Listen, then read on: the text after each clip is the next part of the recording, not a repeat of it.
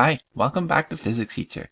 In this grade 11 chemistry tutorial, I'm going to show you step by step how to write the net ionic equation for any chemical reaction. And we're going to do that with an example. Our example is to write the net ionic equation for the reaction of iron 2 chloride with ammonium sulfide. So step 1, we need to write out that complete balanced chemical reaction. If you have trouble with either nomenclature or figuring out what the products of a chemical reaction is, go watch my 2 tutorials on those. So first, iron 2 chloride. So iron has a charge of 2 and chlorine has a charge of -1. So we're going to have FeCl2 plus. We have ammonium sulfide. Ammonium has a charge of +1 and sulfur has a charge of -2. So we're going to need 2 ammoniums. So we have NH4, 2 of those, sulfur.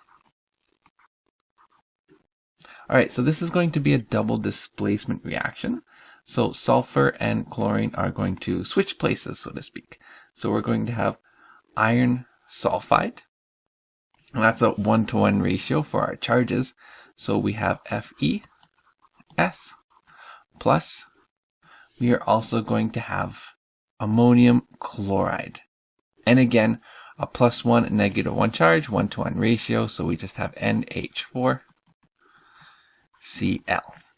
So now we have to balance it. So let's count our irons. So 1 iron here, 1 iron here. That's good. 2 chlorines here, but only 1 here. So we're going to need a 2 over here.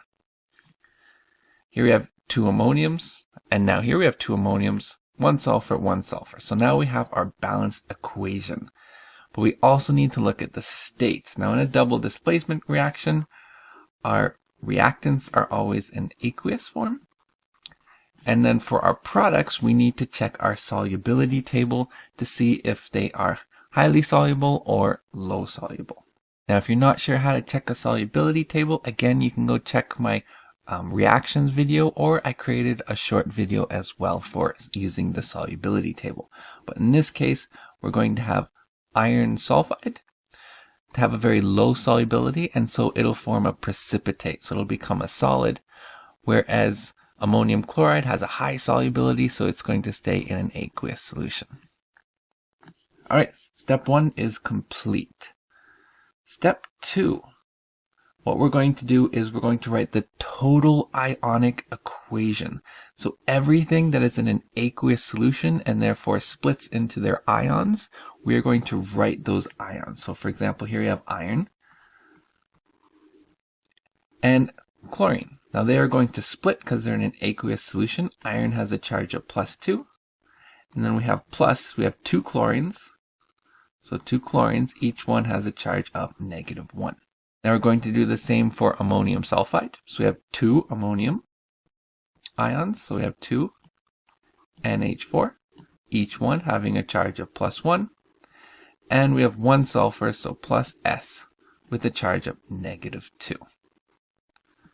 Now for our products, iron sulfide is a precipitate, so it's not going to split up into its ions. It's no longer dissolved in the solvent. So we're just going to leave that as it is, FeS. Now ammonium chloride is dissolved, so it's going to split up into its ions. So we have 2 ammonia, so NH4, each having a charge of +1, and 2 chlorines, each having a charge of -1. Now what we're going to do is we're going to cancel out all those spectator ions. The spectator ions are the ones that don't involve in any kind of change. So you can see here we have chlorine and chlorine in both our products and our reactions. So we're going to cancel them. Same with ammonium and ammonium. And finally, step 3, we can now write our net ionic equation. So we have iron, the charge of +2, plus sulfur, the charge of -2, gives us iron sulfide, where our ions are in an aqueous solution. All right, that's it for the tutorial. Let me know if you have any questions in the comments, and also if you have any other requests for future tutorials.